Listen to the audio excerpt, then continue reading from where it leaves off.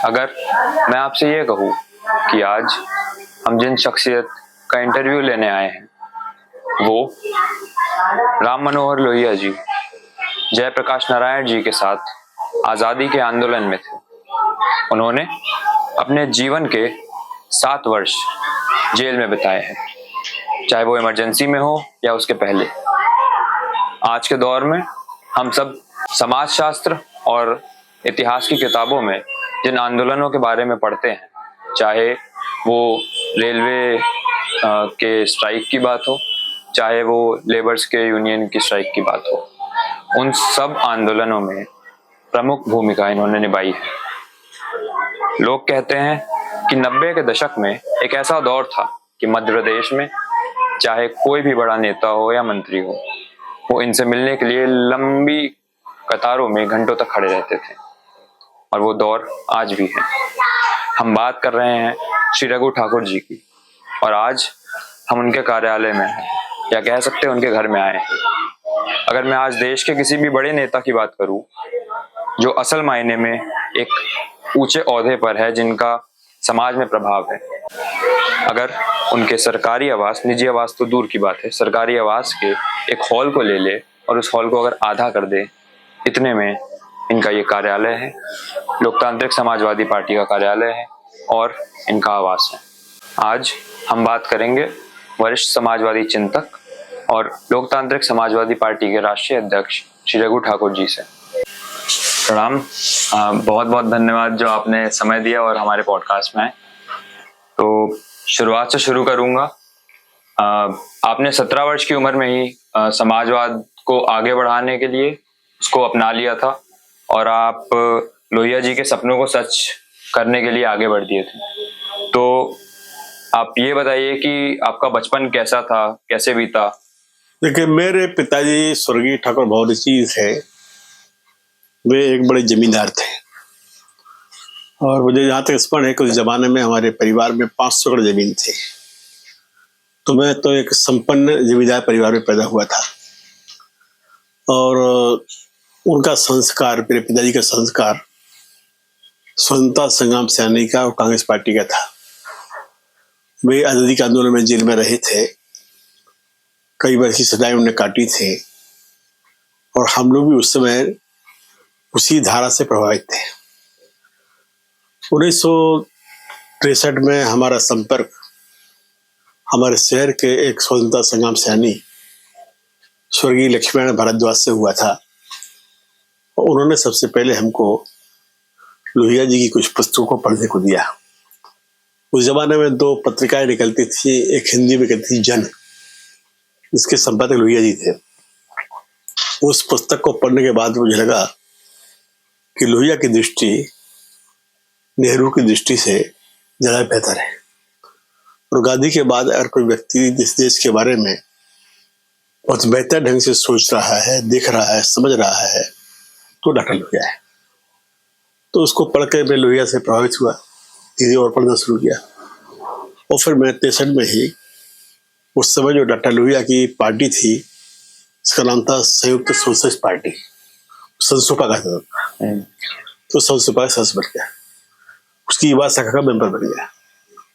वो धीरे धीरे उस काम में लग गए, आगे बढ़ते गए। तो आपने जैसे बताया कि आपने उनके साथ भी काम किया है, तो कोई ऐसी बातें या कोई ऐसा वाक्या जो आप हमेशा याद रखते हो अपने साथ? उनकी वजह से तो बहुत वाक्य हैं जिनको याद किया सकता है, पर उस दौर के, क्योंकि हमारे और उनके बीच का जो समय काल रहा है, वो बहुत बड़े नेता थे। हम तो प्राथमिक कार्यकर्ता थे सुना। करीब 4 साल 5 साल हमको उनको नजदीक से देखने का, करीब सुनने का, मिलने का मौका मिला है। एक तो उनका ये स्वभाव था कि जहां कहीं भी कोई गलत बात होती थी, वे उसका विरोध करते थे। वो सबसे पहली बार सागर से मेरे मेंबर बनने के बाद बता रहा हूँ निकले, उस समय वो बस्तर गए थे। मध्य प्रदेश और छत्तीसगढ़ उसमें इकट्ठा था, और बस्तर में एक बड़ा गोलीकांड सरकार की ओर से हुआ था। बस्तर के राजा थे, आदिवासी राजा थे प्रेमचंद भंजदेव, जिनकी बहुत लोकप्रियता थी आदिवासियों में।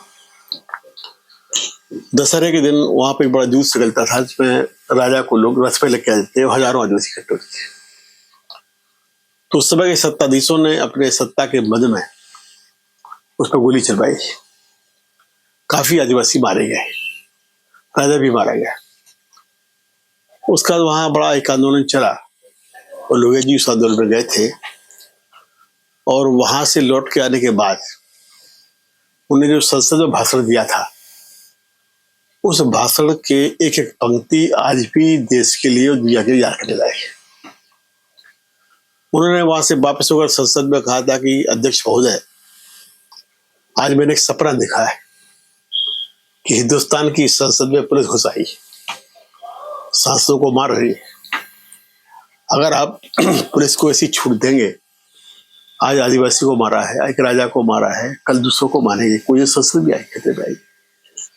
तो जो हिंसक व्यवस्था की या तानाशाही की शुरुआत होती है, वो सत्ताधीश कर्तव्य से पर उसके ऊपर भी आती है। तो उन्होंने एक खतरे की चेतावनी दी थी। उसके बाद फिर 1967 में जब विधानसभा के चुनाव हुए, उसके करीब 1-2 साल पहले से उन्होंने एक रणनीति का इस्तेमाल किया था जिसको कहा जाता था गैर कांग्रेसवाद। हालांकि गैर कांग्रेसवाद का शब्द का इस्तेमाल उन्होंने नहीं किया था, पर मीडिया ने किया। उनका कहना था कि भाई इस समय देश में एक ही सरकारी पार्टी पूरे देश में है, केंद्र से लेकर राज्य तक।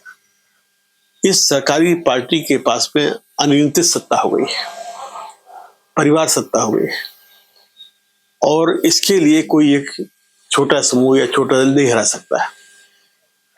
तो जितने और पार्टियां हैं, लोग हैं, समूह है, एक कार्यक्रम के आधार पर इकट्ठे हो। तो उन्होंने एक प्रस्ताव तैयार किया था। उस प्रस्ताव में उन्होंने ये लिखा था कि ये पार्टियां इस मिले जुले कार्यक्रम को कहा जाता था न्यूनतम समयबद्ध कार्यक्रम। तो न्यूनतम समयबद्ध कार्यक्रम पर इकट्ठे हों, और उस पर उन्होंने समय सीमा बांधी थी कि अगर सरकार बन जाती है कोई, तो 6 माह में इतने इतने काम करेगी, नहीं करे उसको गिराओ। अगर कर लेती है तो फिर 2 साल का समय दो, 2 साल में जो काम तय किए गए हैं वो पूरे करें, नहीं करे तो उसको गिराओ। अगर गिराने की नौबत आती है, क्योंकि कार्यक्रम पहले कुर्सी नहीं है, लोहिया का गैर कांग्रेसवाद कुर्सी के लिए नहीं था, लोहिया का गैर कांग्रेसवाद व्यवस्था के खिलाफ एक रणनीति थी जो तात्कालिकता की जरूरत थी। तो उस रणनीति के आधार पर जो चुनाव हुए, उस चुनाव में लोग मिलजुल के लड़े और 9 राज्यों में सरकारें बदली, पर 67 में उनकी अचानक मृत्यु हो गई। अब उनकी मृत्यु जो हुई, उस मृत्यु की घटना का भी एक विश्लेषण बड़ा जरूरी है। उन्हें छोटी सी तकलीफ थी प्रोस्टेट की, आज के समय में तो प्रोस्टेट के इलाज में घंटों लगते हैं।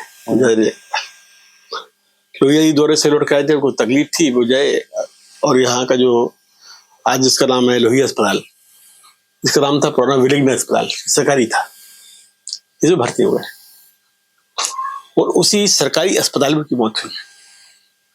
वो बड़ा पार्लियामेंट थे, देश के बड़े नेता थे। उस समय की सरकार ने प्रस्ताव किया था कि इनको हिंदुस्तान के बाहर दुनिया में जहां ले जाने ले जाएं, पर लोहिया को तैयार नहीं हुए, और वो आखिरी दम तक उन्होंने कहा कि नहीं, जिस देश का आम आदमी को जहां इलाज मिलता है हम उसी रहेंगे, उसी सरकार से चलेंगे। तो एक प्रकार से ये समानता को दी हुई कुर्बानी है कि चिकित्सा में फर्क नहीं होना चाहिए। जब लोहिया जी बीमार थे, भर्ती थे, बेहोशी की हालत में थे, तो उस समय की 2 घटनाएं बड़ी महत्वपूर्ण है। एक घटना महत्वपूर्ण है कि वो बेहोशी की स्थिति में आ गए थे। तो बेहोशी में वो बोलते क्या थे? आदमी जब बेहोश होता है, पीड़ित होता है, तो कुछ जो याद करता है। उस समय किसानों का आंदोलन चला था उत्तर प्रदेश में, कुछ नौजवानों भी चल रहे थे। जब भी थोड़ा होश आता था तो पूछते किसान का क्या हुआ। मैंने उनने कभी अपने परिवार की, घर की किसी याद नहीं की, नौजवानों क्या हुआ, उस आंदोलन क्या हुआ। तो एक व्यक्ति अपने जीवन की आखिरी सांस तक समाज के लिए, देश के बदलाव के चलने वाले आंदोलन में से था। और दूसरी घटना से जुड़ी हुई जो मैं आपको बताऊं कि एक रीवा की पान वाली महिला थी, वो लगभग 7-8 दिन अपने पोटी लेके अस्पताल के सामने पड़ी रही, इसलिए कि उसके मन में विश्वास था कि लोहिया गरीबों का आदमी है, ये गरीब के लिए बोलता है, खाना नहीं पीना नहीं पड़ी है, ऐसे गरीब लोग। तो लोहिया ने गरीबों को जबान दी थी। लोहिया ने हिंदुस्तान की संसद को गरीबों की संसद बनाया था, प्रवक्ता बनाया था। तो ये कुछ चीजें थी लोहिया की जो हम लोग को आज याद करना चाहिए। आज हिंदुस्तान की संसद की स्थिति क्या है? हमारे मुल्क में 85 करोड़ लोग ऐसे हैं जो 5 करोड़ राशन के ऊपर जिंदा है, अगर नहीं मिले तो भूखे मर जाए। और जो संसद है उसके 3/4 लोग ऐसे हैं कि जो स्वतः अरबपति है। तो संसद अरबपतियों की है, देश गरीबों का है। तो ये जो खाई है, इस खाई को मिटाना, संसद के चरित्र को बदलना, संसद के चरित्र के लिए उन गरीबों के प्रति उन्मुख करना, ये भारतीय राजनीति का अध्याय है। तो आज समाजवादी आंदोलन के सामने हम लोग के सामने जो प्रश्न है, जो काम है, वो कब ही काम। अच्छा, आपने जैसे बताया कि उनको जब जब होश आता था तो वे बात करते थे किसानों की। मैंने आपकी किताब में पढ़ा था कि जब आप इमरजेंसी के दौरान जेल में गए थे तो उस वक्त शायद किसी जेलर ने आपसे रिक्वेस्ट की थी कि बाहर मजदूरों की हड़ताल चल रही थी, तो उस पे कुछ कहने के लिए कि वो हड़ताल शांत हो जाए। नहीं, वो ऐसा था कि आपातकाल के समय की बात है। जेल तो उसके पहले भी हम कई बार गए थे, लंबी जेल गए थे। दरअसल में को गिरफ्तार किया था सरकार ने 25 जून 1975 को आपातकाल में। तकनीकी रूप से जो आपातकाल लगा वो लगा रात को 12 बजे के बाद में, यानी तारीख 26 हो गई थी, परंतु उन्हें एहतियातन पहले गिरफ्तार कर लिया था। तो मैं उससे अपने घर पर आराम कर रहा था और उसके पहले करीब 17 दिन का हमने पानी के सवाल को आंदोलन किया था, अनशन किया था, अनिश्चितकालीन अनशन।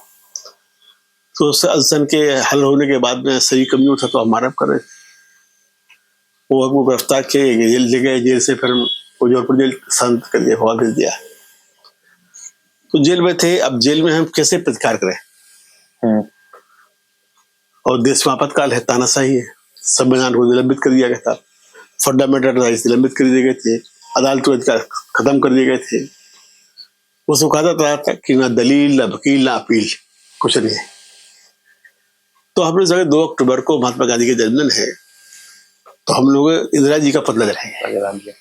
तो इंदिरा गांधी का पतला जलाया, कोई भारी लाठीचार्ज हुआ। एक खुद के बोलते हैं पगली सीटी, तो जेल में कोई ऐसी घटना होती है तो सीटी बजवाई जाती है, उसके बाद क्या होता है, सारा जेल बंद कर देते हैं और जो भी बाहर है फिर उसको मारना शुरू करते हैं। तो काफी लाठीचार्ज हुआ, हमारे ऊपर भी बहुत लाठीचार्ज हुआ। चूंकि हमने किया था तो सारे जो जेल के अधिकारी लोग थे वो इससे बहुत छोटे थे कि आपातकाल में उनको भी खतरा था, खड़े खबर बाहर चली जाती, इंदिरा जी का पता चल गया तो जेल सुप्रीम भी जेल मिलते बंद कर दिया जाता है।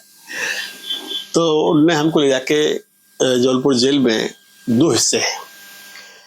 तो एक तो जौनपुर का सेंट्रल जेल है जिसमें बंदी रखे जाते हैं। सेंट्रल जेल के बाहर एक और जेल है, उसको बोलते हैं सेग्रीगेशन। सेग्रीगेशन का मतलब था कि अलग हिस्सा। तो ये एक दौर में उस समय बनाए थे जब कुछ ऐसी बीमारियां थी कि जिन बीमारियों का कोई इलाज नहीं होता था, दवा नहीं थी, यक्षमा, टीबी की कोई दवा नहीं थी और ऐसी कई बीमारियां थी। तो इन बीमारियों को या कोढ़ की कोई दवा नहीं थी। इन लोगों को ले जाके बीमारों जो हो जाते थे उनको लेके वहां रखते थे कि दूसरों में छुआछूत फैल जाए। तो उन्हें हमें जाके उस पर रख दिया। तो उस जेल में हम अकेले थे और इतने प्रतिहिंसा में वो आ गए थे कि उनने जो वहां रखा वो तो ठीक ही है, उनने हमको जो एक सेल में छोटा सा गुरा खाना होता है उसकी इतनी लंबी साइज थी, बस ये इतना कमरा समझ इतना के बराबर, उसी में बोलती है इस पर सोना पड़ता है पट्टी, एक डिब्बा रहता है संडास का, एक तसला रहता है था लोहे का, उसमें खाना डाल देते हैं, एक डिब्बे मग गए पानी भर देते थे उसमें। उसके साथ साथ उन्होंने हमारे सारे कपड़े उतार लिए, यानी मेरे पास अंडरवियर भी था, मैं पूरा जैन मुनि की स्थिति में था। तो कई महीने वहां रहे आए उसमें। अब जेल में रह के, सगी सल में रह के, नग्न रह के क्या करते, ना कुछ पढ़ने को, लिखने को, अकेले रहते थे।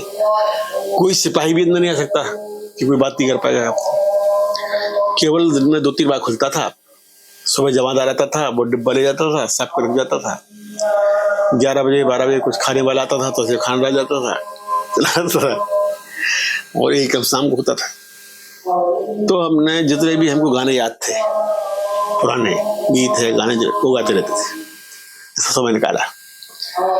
पर अब जब 2-3 महीने हो गए तो जेल के जो और दूसरे लोग थे, जिनमें हमारे पुराने कई समाजवादी साथी थे और दलों के भी साथी लोग थे, हमें नाम याद है, लक्ष्मण नायक जी थे, एक सौ पे एमएलए थे, बाबूराव पांच पे थे, जनसंघ के नेता थे, दिनवचन जैन थे, बाद में जनरल बने, वो भी वहां पर थे, और काफी लोग थे, करीब 200-300 लोग वहां पर थे।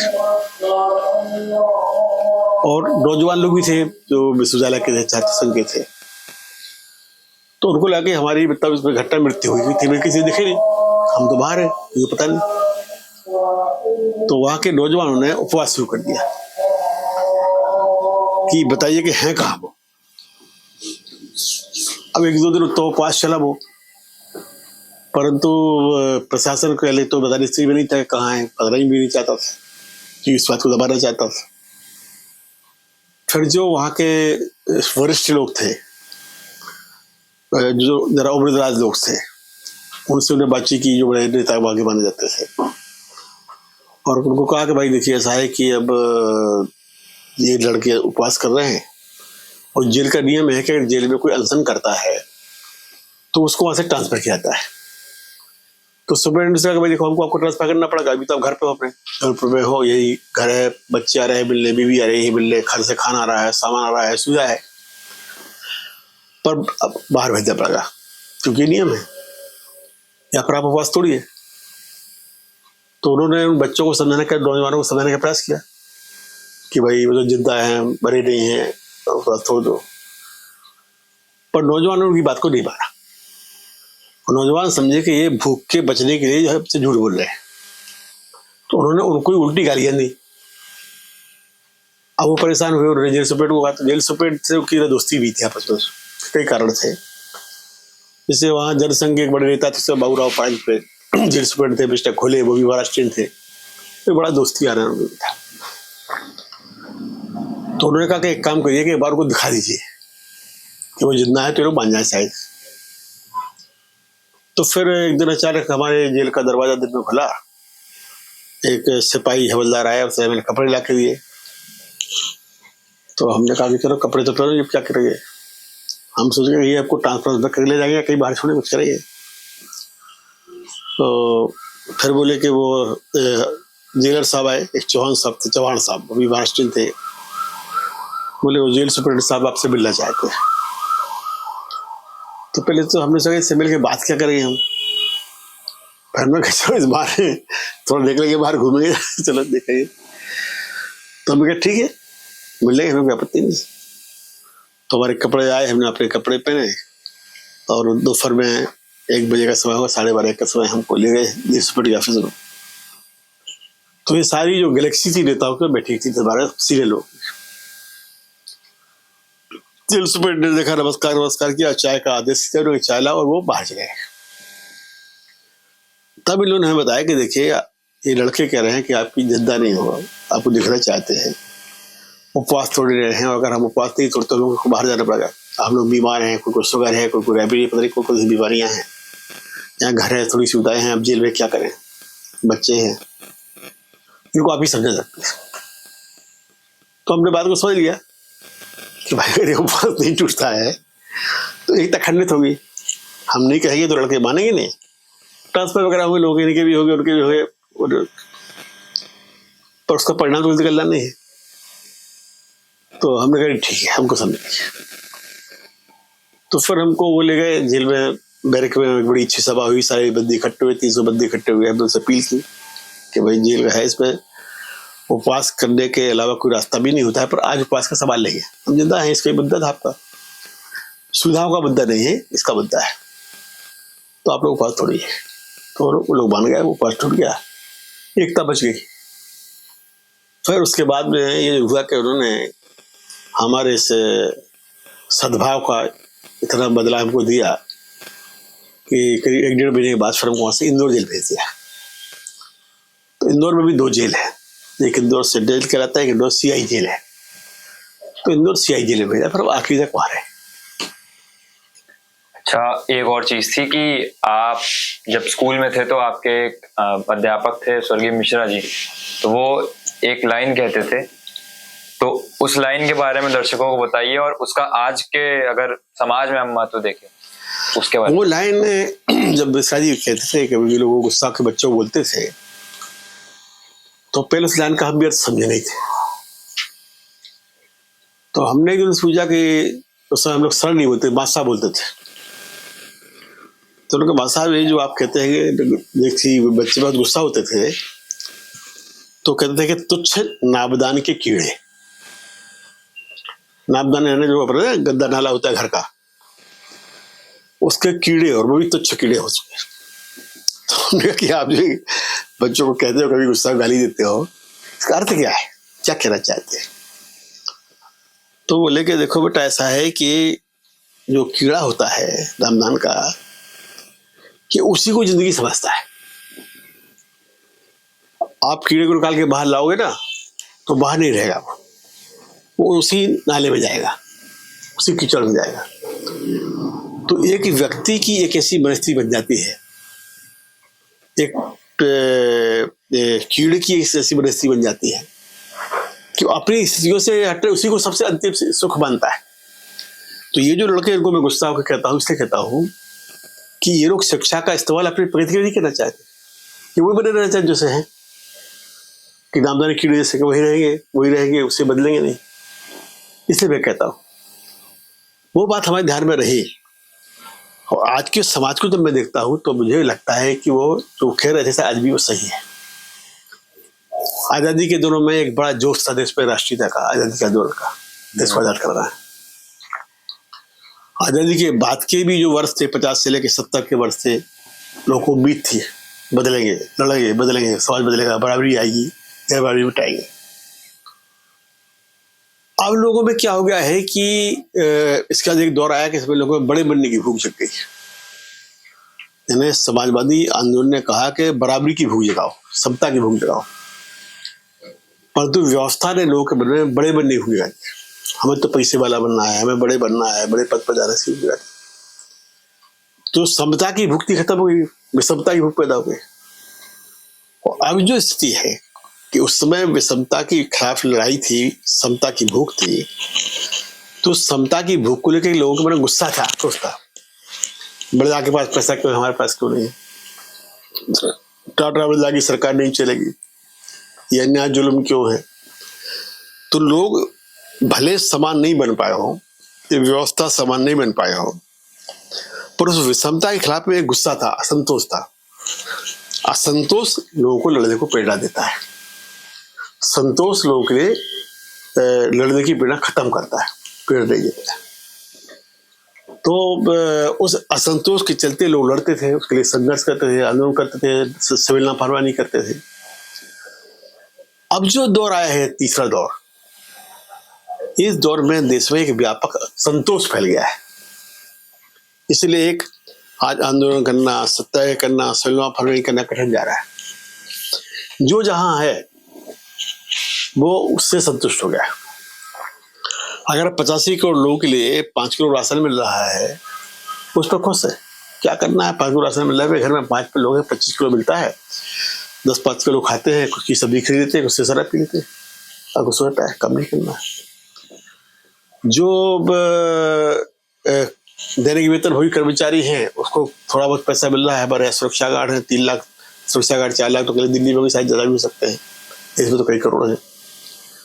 2-3 करोड़ हमारे यहाँ ये जो महिला है काम करती घरों में है, वो संतुष्ट है। राशन फ्री का मिल रहा है, इतना पैसा मिल गया, अपने से काम चल रहा है। जो मध्य वर्ग का आदमी है वो अपने संतुष्ट है कि बिजली फ्री मिल रही है, पानी फ्री मिल रहा है, ये फ्री हो गया है, या हमारे कोई इलाज की कुछ व्यवस्था मिल गई है वो फ्री है। तो उच्च मध्य वर्ग वाला है वो है कि चलो कोई बात नहीं है, हमारे पास भी करोड़ रुपया है, चल रहा है, कम चल रहा है और बढ़ेंगे बढ़ जाएंगे। जो अरबपति वो भी संतुष्ट है, तो खरबपति है, बढ़ रहा है, कोई जितनी बात नहीं। तो ये देश है, ये देश उस संतुष्टों का देश बन गया है जो अपनी अपनी परिस्थितियों में संतुष्ट है। जिनको असंतुष्ट होना चाहिए वे भी संतुष्ट है, उनके मन में कोई आक्रोश ही नहीं, गुस्सा नहीं। 85 करोड़ लोग अगर मान लो 5 करोड़ आज पे जिंदा है तो ये नहीं सोचेगा इस पर क्यों है, हमें ऐसी लाचारी क्यों है। अगर हिंदुस्तान का एक उद्योगपति एक दिन में 85 करोड़ कमा रहा है और हम 85 करोड़ लोग जो हैं वो 5 करोड़ आज के लाचार हैं या इस पर जिंदा हैं, तो हम क्यों हैं। अगर हमारे यहाँ बच्चा पैदा होता है तो उस बच्चे की व्यवस्था भी सरकार करेगी, हम इस पर खुश हैं। हमारे मंडे के बाद उसकी व्यवस्था सरकार कर देगी, इसी पर खुश, इस पर भी संतुष्ट है। तो जिस प्रकार का वो नापदान का कीड़ा था कि उस पर संतुष्ट है, तो अपने कीचड़ में है, हमें कोई बढ़ना नहीं। तो ये देश जो है उस नापदान की कीड़े की मानसिकता का देश बन गया है, संतोष का। इस संतोष को असंतोष में बदला जाएगा तभी जाके कोई समाज बदला सकते हैं। और वो उस बदलने के लिए आपके मन में करेगी समता की भूख, समता की इच्छा होना चाहिए कि ये गैरबराबरी है क्यों, आदमी आदमी के बीच में अंतर क्यों होना चाहिए, शिक्षा में चिकित्सा में अंतर क्यों होना चाहिए। आज शिक्षा बाजार में भारतीय संविधान जब बना तो भारतीय संविधान ने जो लक्ष्य तय किया था वो था वेलफेयर स्टेट, कल्याणकारी राज्य। कल्याणकारी राज्य का मतलब क्या है कि ऐसी राज्य की व्यवस्था हो जो लोगों के कल्याण के लिए काम करे। तो शिक्षा चिकित्सा यातायात की जो सुविधाएं हैं ये देना सरकार का एक नैतिक दायित्व, संवैधानिक दायित्व। अब धीरे धीरे क्या हुआ है कि जो वैश्वीकरण का दौर आया तो सरकार उस दायित्व से हट गई। अब सरकार ने कह दिया भाई कि हमारा काम नहीं है, आपके पास है बाजार खुला है, जाइए, आपके पास पैसा है, बढ़िया अस्पताल इलाज कराइए। और उस चिकित्सकी या शिक्षा के निजीकरण के लिए मानस तैयार करने को सरकार उन संस्थाओं के पास पैसा पहुंचा रही है कि वो संपन्न बन जाए और आपका मानस जो है कमजोर पड़ जाए। अभी आयुष्मान योजना है कि साहब 5 लाख रुपए देंगे, अच्छा लगता है 5 लाख रुपए सरकार दे रही है, पर वो 5 लाख रुपए किस काम के लिए है? ये 5 लाख रुपए दवाइयों के लिए नहीं है, ये 5 लाख रुपए के लिए कुछ उन्होंने बीमारियां निश्चित की हैं, अस्पताल तय किए हैं, वहां पर इनका इलाज मिलेगा आपको। तो जो बड़े बड़े ये संस्थान खुल गए हैं, बड़ी बड़ी दुकानें खुल गई हैं, इन दुकानों को जिंदा रखने के लिए सरकार 5 लाख दे रही है। ये मेडिक्लेम है, ये दूसरे प्रकार के बीमारी के दावे हैं, ये सब क्या है। तो एक दिमाग तैयार किया गया है कि आप पैसा लीजिए, आप पैसा वहां पे लगाइए, उससे वो संस्थाएं चलेंगी। तो कुल मिला करके आप सरकार को मुक्त कर दो कि नहीं अब हमें आपकी जरूरत नहीं है, आप अपना कर रहा करें, हम तो ऐसी जगह बनेंगे और ये पैसा मिलेगा इस वक्त चले जाएंगे वहां इलाज करा लेंगे। तो एक जो देश बट रहा है वो देश एक प्रकार से आज 4-5 धड़ों में बट गया है। पहले लोग कहते थे आप अमीर हो गरीब, अब अमीर गरीब अकेला नहीं बचा है, उससे फर्क आ गया है। अभी सामाजिक आधार पर फर्क आ गया है, अभी अन्य सवालों पर भी फर्क आ गया है। अब इस वजह से आप गरीबी पर आए तो गरीब में एक अति गरीब और एक गरीब है, एक पुअर है एक मोस्ट पुअर है। मिडिल क्लास के दोस्त हो गए, एक मिडिल क्लास एक अपर मिडिल क्लास। अमीर के दोस्त हो गए हैं, एक रिच एक सुपर रिच। तो अब जो 2 वर्ग करते 6 में हो गए। अब इस 6 वर्ग का मतलब होता है कि जो समूह है वो बढ़ गए। तो अब जो अति गरीब है और जो गरीब है उसकी टकराहट काय पे है। अति गरीब की टकराहट ज्यादा होगी, इसलिए हम गरीब बन जाए, हम 50 रुपए वाले हैं तो 100 वाले बन जाए। मिडिल क्लास वाला होगा वो कहेगा अब जरा अपर मिडिल क्लास बन जाए।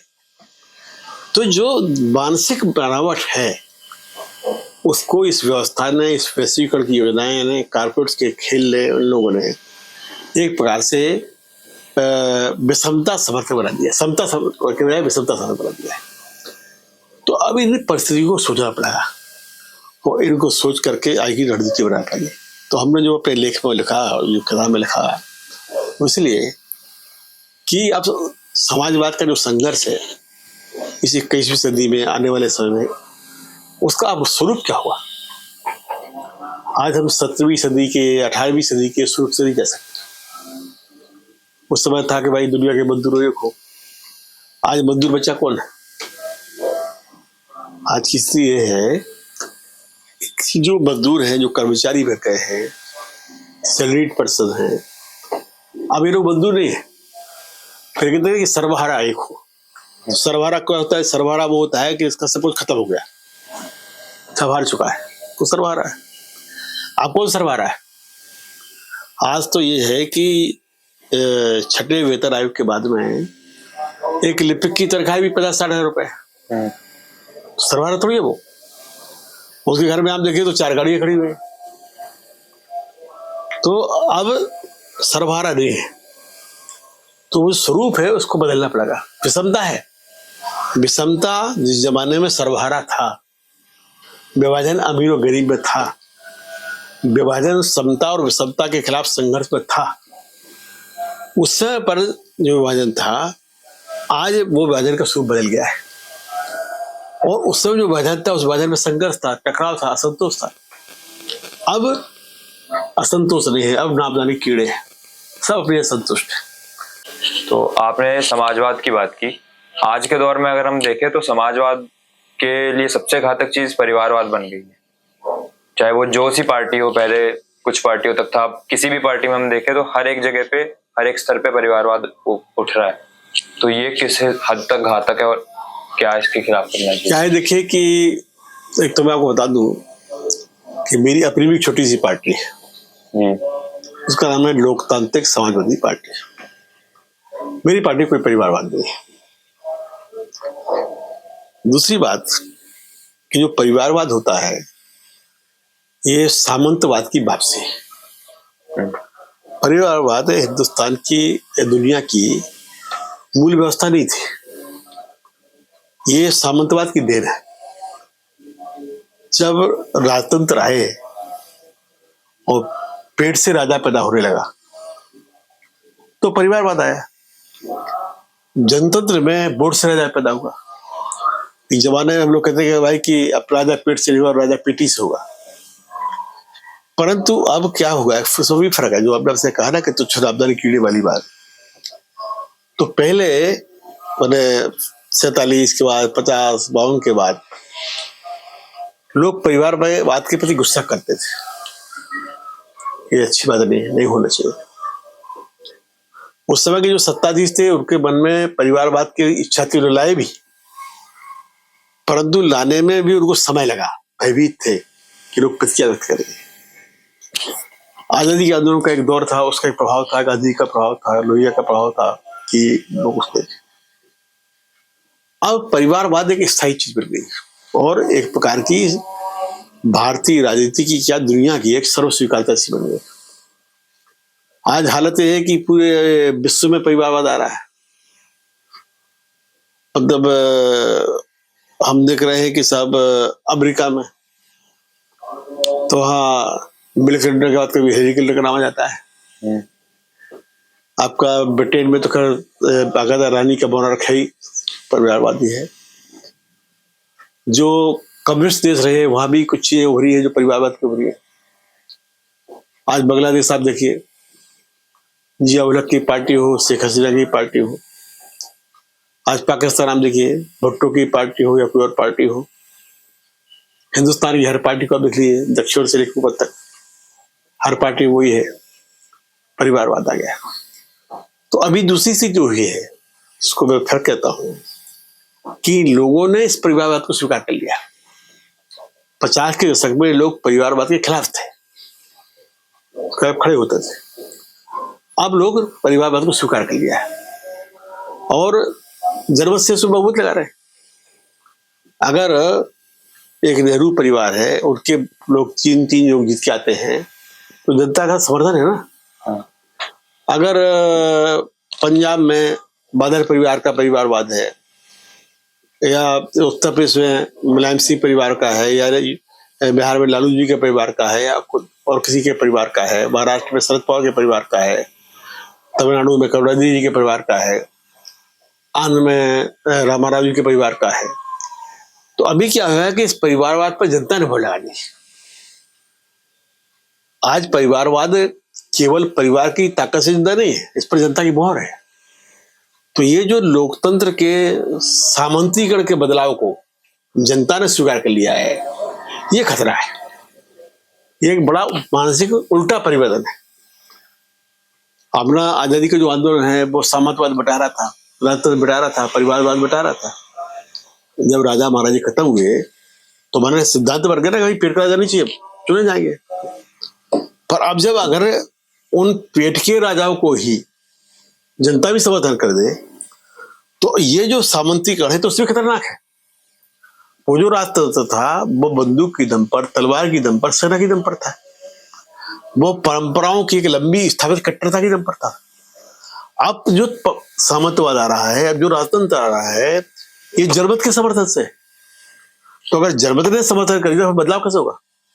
तो आज का जो परिवारवाद है ये उस परिवारवाद से भी ज्यादा खतरनाक और चिंताजनक है, क्योंकि मानसिक क्रांति को, मानसिक बदलाव को संपूर्ण रूप से समाप्त करने वाला है। और इसके पीछे क्या हुआ कि परिवारवादियों ने बड़ी चतुराई के साथ में उसको नीचे फैलाया। उन्होंने चाहे परिवारवाद का विरोध हो रहा है, अब नीचे विधायक करो, तो प्रधानमंत्री का परिवार का प्रधानमंत्री बन जाए, विधायक का विधायक बन जाए, एमपी का एमपी बन जाए। और राजनीति में एक नई परंपरा हुई, उसको बोलते हैं अनुकंपा नियुक्ति। एमपी मर गया तो बीवी को दे दो, बेटे दो, कंपेसिटी ग्राउंड पर सब इनको दे दिया, लोगों ने समर्थन लगा दिया। तो ये जो परिवारवाद है ये लोकतंत्र को खत्म करने वाला है। ये कोई ना कोई फिर से राजतंत्र वापस लाएगा। अगर ये परिवारवाद चलेगा तो कोई दिन ऐसा भी समझ सकता है कि जो सत्ता पर एक बार बैठ जाए, पहुंच जाए, कभी जाए, उसके बाद सैन्य शक्ति का नियंत्रण हो जाए, फिर से महाराजा बन जाए। और लोग लड़ेगी नहीं, क्योंकि लोग तो स्वीकार करने लगे इसी को सही। तो ये राजतंत्र की वापसी हो रही है, लोकतंत्र का एक मानसिक रूप से खात्मा हो रहा है, इसलिए हम लोग चिंता का विषय है। आखिरी सवाल ये रहेगा कि पिछले दौर की आपके समय की जो राजनीति थी उसमें आदमी देश के लिए लड़ता था। आज अगर हम देखें तो जो युवा भी आ रहे हैं वो उन सबके मन में पहले से एक महत्वाकांक्षा आ जाती है कि हमें इतने साल बाद एक विधायक बनना। तो उनको क्या सीख रहेगी कि किस हिसाब से वो दौर वापस लाए? देखिए, युवाओं को भी एक प्रकार से कहना चाहिए कि सुविधाओं ने, सत्ता ने मानसिक रूप से भ्रष्ट कर दिया है। दूसरा, अब युवा आ कौन रहे? आजादी के आंदोलन के दिनों में, उसके बाद के वर्षों में जैसे हम लोग आए तो हम लोग कुछ पाने के लिए नहीं थे। मतलब हम लोगों के दौर में एक वातावरण समाज कैसा बनाया था, जो गांधी के समय शुरू हुआ था कि देश से लेना नहीं, देश को देना है। कसौटी ये नहीं कि हमने पाया क्या है, कसौटी हमने खोया क्या है। सुभाष बाबू आईसीएस की नौकरी छोड़े, हरिविष्णु कामत आईसीएस की नौकरी छोड़े, डॉक्टर लोहिया जर्मनी से पढ़ के आए, कोई नौकरी नहीं की, उनके कोई व्यवसाय नहीं किया, उनके पिताजी जेल में रहे, सारी संपत्ति व्यवसाय उन्हें अपना नष्ट कर दिया। और जब लोहिया जी तो जर्मनी से पढ़ के आए और कलकत्ता अपने चाचा से मिले तो उनके चाचा ने पूछा कि अब तुम्हारा करने का क्या इरादा है, क्या करोगे? कुछ कमाओगे धमाओगे, अपने बाप के साथ घूमते रहोगे? उनके पिताजी स्वर्गीय हीरा लाल जी थे, वो गांधीवादी थे, जेलों में रहते थे। तो लोहिया जी थोड़े सुनते रहे, फिर बोले कि नहीं, कुछ करूंगा, करना चाहता। हाँ, बोले भाई कुछ करो, कोई पूंजी वूजी चाहिए तो हम लगा देंगे, कोई व्यापार करो, मारवाड़ी आदमी हो, व्यापारी आदमी हो, क्या करना चाहते हो? तो बोले कि हम देखना चाह रहे हैं कि इस पूंजीवाद को आप लोग को नष्ट कैसे करें, इसके काम करेंगे। तो लोग उस व्यवस्था को मिटाने के पाने के लिए नहीं आए थे, देने के लिए आए थे। इसके लिए ये दौर चला, परंतु आजादी के बाद जो सरकार बनी, उस सरकार के लोगों ने अपने परिवारवाद के लिए उस मानसिकता को नष्ट करने का काम किया कि वो मानसिकता को नष्ट नहीं करते तो उनका परिवारवाद कैसे चलता। और उन्होंने धीरे धीरे सत्ता का केंद्रीकरण किया, सारी सत्ता प्रधानमंत्री के पास, प्रधानमंत्री के बच्चे के पास या बेटी के पास। कोई मिलने आ रहा है तो आप जाके उससे मिल लीजिए, कहा जा रहा है सारा ही है। और अब जो सुविधाएं हैं, जो ताकत है, उस ताकत के चलते तमाम प्रकार के शक्तियां केंद्रीकरण हो रहा है। एक विधायक बन जाता है तो 2 साल के बाद में उसका विधायक का बच्चा है, उसके परिवार के लोग वो विधायक बन जाते हैं, फिर विधायक से भी बड़े विधायक बन जाते हैं, क्योंकि करना उसको वही जो बच्चा कर रहा है। नौकरशाही जो है वो तो गुलाम पहले भी युवराज भी है, उनकी सेवा करने लगती है। तो धीरे धीरे क्या हो रहा है कि ये परिवारवाद का स्थायीकरण होने लगा है, और एक मानसिक गुस्सा जो होना चाहिए वो नहीं है। आदमी चुने जाने तक एक सामान्य व्यक्ति रहता है, हाथ जोड़ के वोट मांगता है। चुने जाने के 5 साल के बाद फिर क्या होता है, फिर वो देने वाला हो जाता है। जो व्यक्ति उसको वोट देके बनाता है वो जाता है हाथ जोड़ के, कहते हैं वोट दीजिए। फिर 4 साल के बाद वही उसके बाद हो जाता है कि साहब हमें पानी दे दीजिए, हमारी बिजली करा दीजिए, हमारी ये करा दीजिए।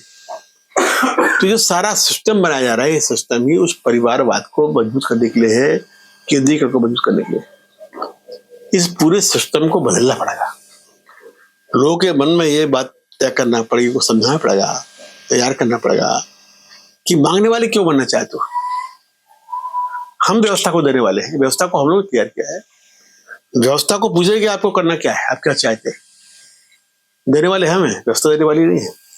जो दिया जा रहा है किसका? अगर यहाँ बिजली 300 यूनिट बिजली मुफ्त दे रहे हैं, या पानी फ्री दे रहे हैं, या कहीं पर कुछ और चीज फ्री दे रहे हैं, कहीं लाडली बहना दे रहे हैं, कौन दे रहा है? क्या कोई एक सत्ताधीश अपनी जेब से दे रहा है? ये जनता का पैसा है। जनता के पैसे को देख के आप हमारे मालिक कैसे बन सकते हैं? हमारा तो पैसा है ना, टैक्स का तो पैसा है ना। तो ये जो मानसिकता आ गई है, इस मानसिकता को बदलना है।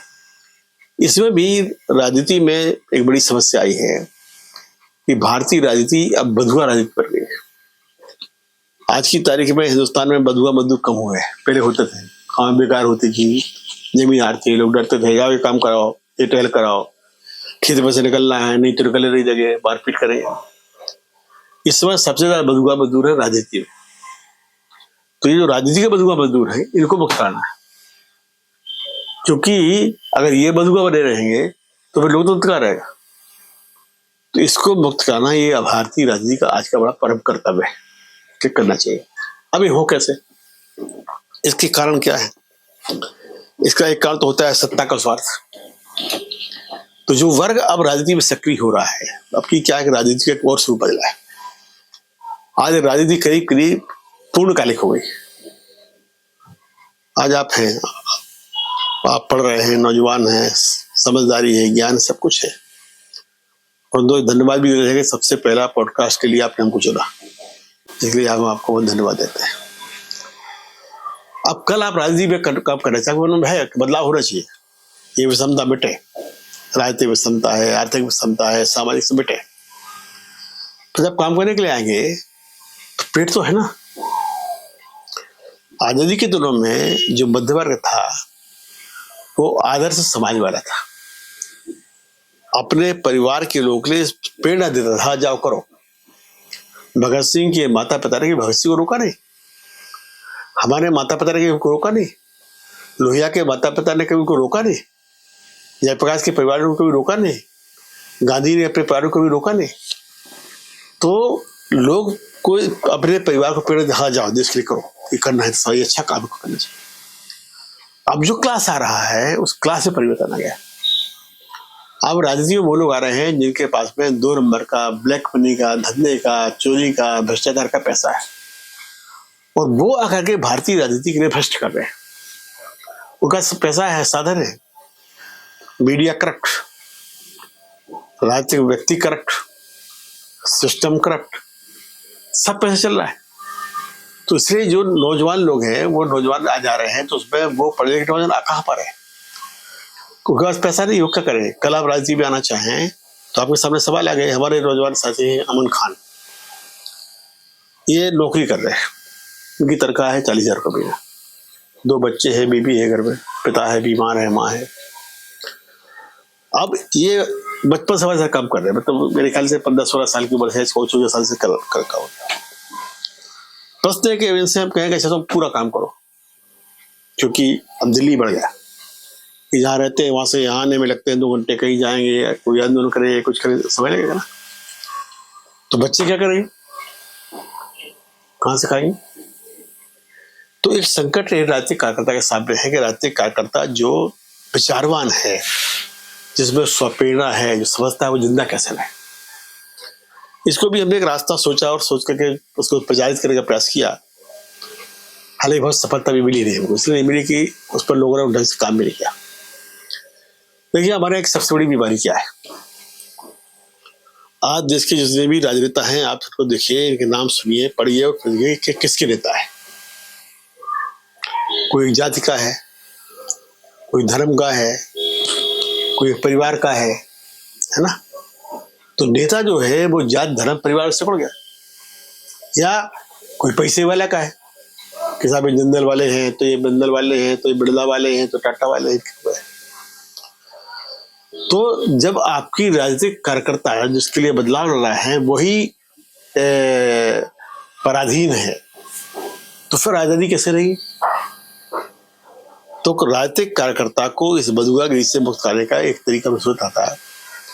तो हमने एक अवधारणा प्रस्तुत की है, इसको लिखा भी है कि आज देश के लिए पुत्र की नहीं, राष्ट्रपुत्र की आवश्यकता है। राष्ट्रपुत्र क्या हो?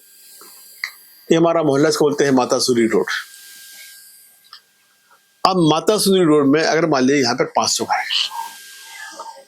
तो ये 500 घर वाले लोग अगर तय कर लें कि हम ज्यादा नहीं 20 रुपया 40 रुपये महीने देंगे और हम 10,000 रुपया 20,000 रुपये एक नौजवान को देंगे जो अच्छा काम करने वाला है, मदद से काम करे, उसे कहेंगे कोई घर से लेना देना नहीं, जात से मतलब नहीं, परिवार से नहीं, कुछ से नहीं। आपका काम है कि आप समाज के बदलाव के काम करिए। तो इसके 2 परिणाम निकलेंगे। एक तो ये कि जब समाज राजनेता को पालता है तो फिर राजनेता समाज के लिए बैठता है, और जब राजनेता खुद ही धंधा करने पालने लगता है तो वो व्यापारी बन जाता है।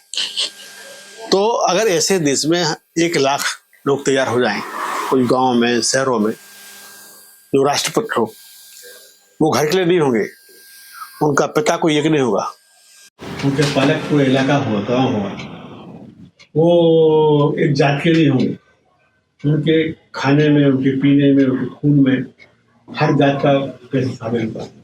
वो धर्म के नहीं होंगे, उस हिंदू का, मुसलमान का, सिख का, ईसाई का, सबका पैसा होगा। तो फिर वो राष्ट्रपुत्र हुए और तभी राष्ट्र खड़ा होगा।